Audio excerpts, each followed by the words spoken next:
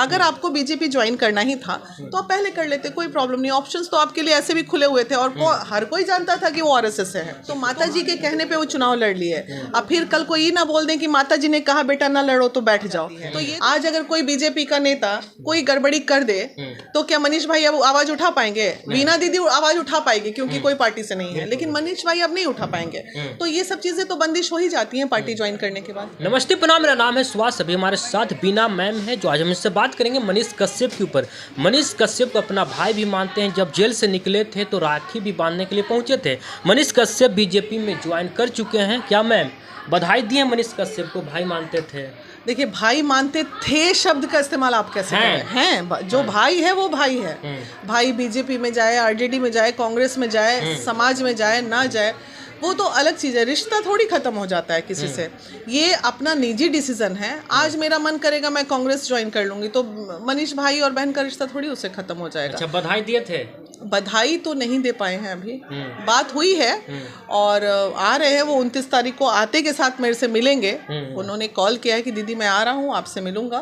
तो ठीक है, विचारधारा है, अपनी अपनी विचारधारा है। हम भी भाई विचारधारा पे चलते हैं, ऐसा नहीं है। हमारी विचारधारा आइडियोलॉजी ऑलमोस्ट सेम ही है। तो लेकिन हाँ, उससे हमें बहुत अधिक कोई वो नहीं है। खुशी है जुड़ने से? ना खुशी है ना गम में है। एक बात बताइए, मनीष भाई के जुड़ने से खुशी तब होता हमें जब मनीष भाई संसद में बैठते हैं। अच्छा। विधानसभा में बैठते हैं, हाँ, और बैठते और वहाँ दहाड़ते, तब फिर खुश हैं। तब फिर खुश है कि बिहार की आवाज़ बनेगा, क्योंकि मकसद है कि मनीष को वहां तक पहुंचाना जहां पे वो बुलंदी से जो आवाज़ उठा रहे थे वो आवाज़ उनकी उठती रहे। अगर उन्होंने अपनी आवाज़ दबा दी तब तो हम दुखी हैं।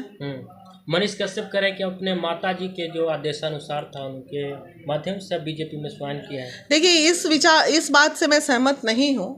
हम जब सामाजिक हो जाते हैं, हम जब जनप्रतिनिधि हो जाते हैं तो यहाँ माता पिता भाई भौजाई पति पत्नी का कोई महत्व नहीं रहता है। फिर हम समाज के हो जाते हैं और जब हम समाज के हो जाते हैं तो समाज के निर्णयों को लेके चलना पड़ता है। ठीक है ना? ठीक है, माता जी हैं, माता जी के बातों को टाला भी नहीं जा सकता है। उधर पवन जी बोल रहे हैं माता जी ने कहा तो हमने चुनाव लड़ लिया, तो माता जी के कहने पे वो चुनाव लड़ लिए।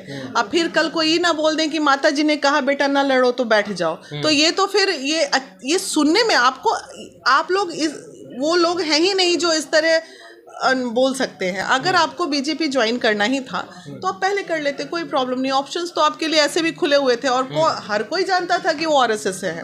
तो आरएसएस विचारधारा वाला, आइडियोलॉजी वाला बच्चा था तो वो तो पहले भी बीजेपी का ही था। ऐसा थोड़ी था कि वो किसी और पार्टी का था। बीजेपी के ही थे, ज्वाइन क्या किए, वो तो थे ही बीजेपी के। मनीष कश्यप के साथ में कुछ लोग रहने वाले मित्र थे, अजीज मित्र कहे जाते थे, वो लोग भी विरोध कर रहे हैं। तो देखिए, सदमा लगता है ना थोड़ा। देखिए क्या होता है, मैं भी एक संगठन चला रही हूँ और मैं अगर यहाँ पे कोई निर्णय लेती हूँ तो 2-4 जो नियर एंड डियर्स हैं मेरे, जो मेरे संस्थापक में मेरे साथ रहे हैं लोग, तो मैं बिना उनसे पूछे कोई निर्णय नहीं लेती हूँ। ये नहीं कि मेरा मन किया कि हम आज चल जाएं यहाँ से उठ के लंदन तो हम जा सकते हैं। हमको बोल के जाना पड़ेगा कि ये केस आया है, इस केस के सिलसिले में मैं लंदन जा रही हूँ। तो वो तो करना पड़ता है क्योंकि संगठन धोखाधड़ी की है। इसको धोखाधड़ी भी नहीं कह सकते हैं, मजबूरी भी हो सकती है कुछ। अब तो जब तक वो आके एक बार मीडिया को संबोधन नहीं करेंगे तब तक तो कुछ भी कहना गलत होगा ना। लोग सवाल उठा रहे हैं कि तेजस्वी यादव, लालू प्रसाद यादव को कटाक्ष करना आसान हो गया है। बीजेपी में ज्वाइन कर चुके हैं, अब तो और अच्छा से उठाएंगे। तो ये तो है ही भाई, मुद्दे की बातें होंगी। कटाक्ष क्या करना है? कटाक्ष तो बिल्कुल नहीं करना है। क्यों कटाक्ष करेंगे भाई? आइडियोलॉजी पे बात कीजिए, मुद्दे पे बात कीजिए, जनता के तकलीफ पे बात कीजिए, जनता के को क्या हम दे सकते हैं उस पर बात कीजिए। यहाँ कोई पर्सनल झगड़ा थोड़ी करना है। पर्सनल खेत थोड़ी एक दूसरे का जोतना है इन लोगों को। तो कटाक्ष नहीं चलनी चाहिए, गलत है। मैम, जितना निडरता से आवाज उठाते थे उतना निडरता से बीजेपी में क्या ज्वाइन कर चुके हैं? अब नहीं उठा पाएंगे। देखिए, पार्टी ज्वाइन ज्वाइन तो करने, पार्टी को हाँ, देखेंगे अपना। देखिए पार्टी ज्वाइन करने के बाद एक बंदिश तो हो ही जाती है। आज अगर कोई बीजेपी का नेता कोई गड़बड़ी कर दे तो क्या मनीष भाई अब आवाज उठा पाएंगे? बीना दीदी आवाज उठा पाएगी क्योंकि कोई पार्टी से नहीं है, लेकिन मनीष भाई अब नहीं उठा पाएंगे।